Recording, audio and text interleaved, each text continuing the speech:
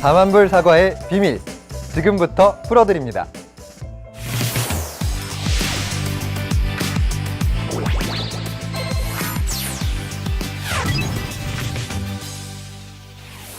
열혈 공무원의 정책 강의, 일명 열정 강의 제3탄.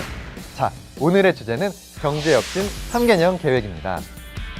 정확히 2014년 2월 25일입니다. 박근혜 대통령이 담화문을 통해서 처음 경제혁신 3개년 계획을 발표하셨죠. 이거 왜 발표하셨고 무슨 내용 담고 있고 어떻게 되어가고 있는지 바로 여기에 우리 모두의 미래가 달려있다고 해도 과언은 아닐 겁니다. 오늘 제가 낱낱이 알려드리겠습니다. 경제혁신 3개년 계획을 만들게 된 이유는 이렇습니다. 경제 대도약이 시급한 바로 이 시점에 우리 경제가 지금 1인당 국민소득 2만 불대를 무려 7년째 계속 맴돌기만 하고 있는 겁니다. 이거 왜 그러는 걸까요? 해서 샅샅이 진단해 보니까 3가지 구조적 문제점이 드러납니다. 뿌리 깊은 비정상적 제도와 관행이 경제의 효율성과 역동성을 저하시키고 있었고요. 추격형 전략의 한계, 급속한 인구 고령화로 성장 엔진이 빠르게 꺼지고 있다는 겁니다. 대기업과 중소기업, 제조업과 서비스업, 수출과 내수의 부문 간 불균형으로 구조적 취약성도 커지고 있습니다. 이 문제 이거 어떻게 해결해야 우리가 좋은 열매를 먹을 수 있을까요? 땅을 갈아엎고 좋은 비료를 주고 또 해마다 이렇게 병충해를 막아줘야지 가을에 열매를 얻는 이치랑 똑같습니다. 국민소득 4만 불 시대라는 이 열매를 맺기까지 우리가 해야 할 일을 미리 정해두는 것, 바로 경제혁신 3개년 계획이 이것입니다. 3가지 구조적인 문제를 3대 추진 전략, 9대 과제로 돌파하고 더불어서 통일시대까지 준비하겠다는 계획입니다. 이를 통해서 대한민국이 대도약을 하고 모두가 행복한 사과를 따먹는 국민 행복 시대를 맞이하기 위한 계획이 오늘 저와 함께 공부하실 경제혁신 3개년 계획이 되시겠습니다. 여러분, 뭐든지 기초가 중요하죠?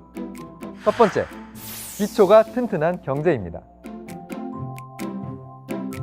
기초가 튼튼하려면 먼저 성장의 걸림돌들을 걷어내야 됩니다. 해서 공공부문부터 본격적으로 칼을 댑니다. 공공부문에 고착화된 비정상적 관행을 바로 잡자는 건데요.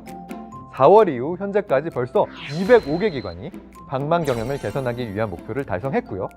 또 뼈를 깎는 노력으로 공기업 부채를 24조 원이나 줄였다 그럽니다. 그리고 요즘 한창 진행 중에 있는 공무원 연금 개혁. 공무원 연금의 저부담 고급여 체계를 합리적 수준으로 개편하는 내용 또한 바로 이 공공부문 개혁 중에 하나라는 사실. 알고 나니까 좀 달리 보이시죠? 여러분, 대기업과 중소기업 간의 이 불공정 거래 관행 정말 뿌리 깊잖아요. 혹시 하도급 부당특약 금지라는 말 들어보셨나요? 하청기업한테 이렇게 부당한 요구를 못하도록 하는 이 제도 역시도 바로 우리 경제혁신 3개년 계획의 일환인데요.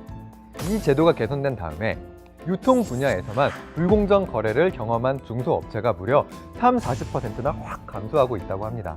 정말 좋은 소식이죠?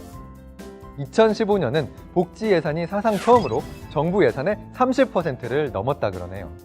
98만 저소득 노인, 장애인, 아동 가구에 겨울 난방비를 지원해드리고 생계가 어려워진 가구에 최대 660만 원까지 지원하는 긴급복지 지원 예산도 올해보다 2배 이상 크게 늘어났다고 합니다.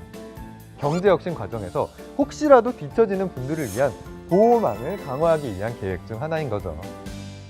이렇게 공공부문의 비정상적 제도와 관행을 개혁하고 시장의 불공정함을 없애고 경제적으로 뒤처지는 분들에게 다시 일어날 수 있는 기회를 제공하는 것을 큰 줄기로 해서 바로 이 기초가 튼튼한 경제를 이뤄나갈 계획인 겁니다. 여러분, 이제 기초를 단단하게 읽었으면 이제 크게 잘 자라도록 해야겠죠? 이것을 위해 준비한 전략은 바로 이것입니다.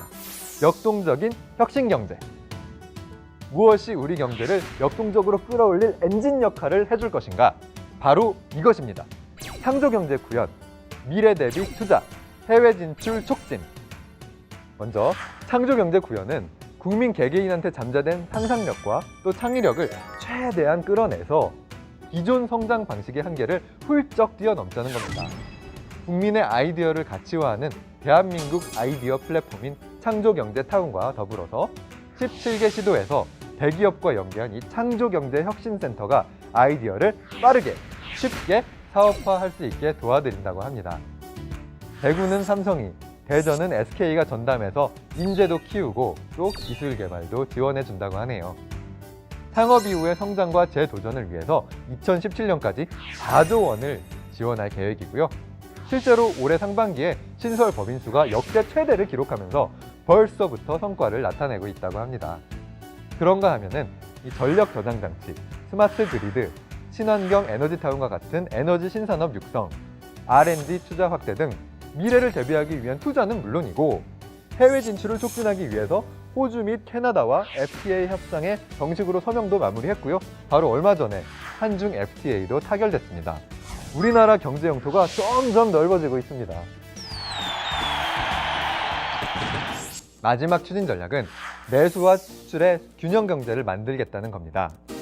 모든 부문이 균형 있게 성장을 해서 결실이 모두에게 골고루 돌아가게 해주자는 거죠. 그러려면 먼저 이 집값 부담부터 줄여야지 소비가 원활해지겠죠. 민영주택 전매 제한을 완화하고 청약제도를 개선해서 집을 쉽게 바꾸고 내 집 마련 디딤돌 대출 등 주택 구입 자금도 지원해드립니다. 여러 형태의 임대주택 공급도 점점 확대해 나갈 계획이라고 하네요. 그런가 하면은 이 기업 투자 활성화를 위한 정말 큰 걸림돌이 되고 있던 게 바로 이 규제인데요.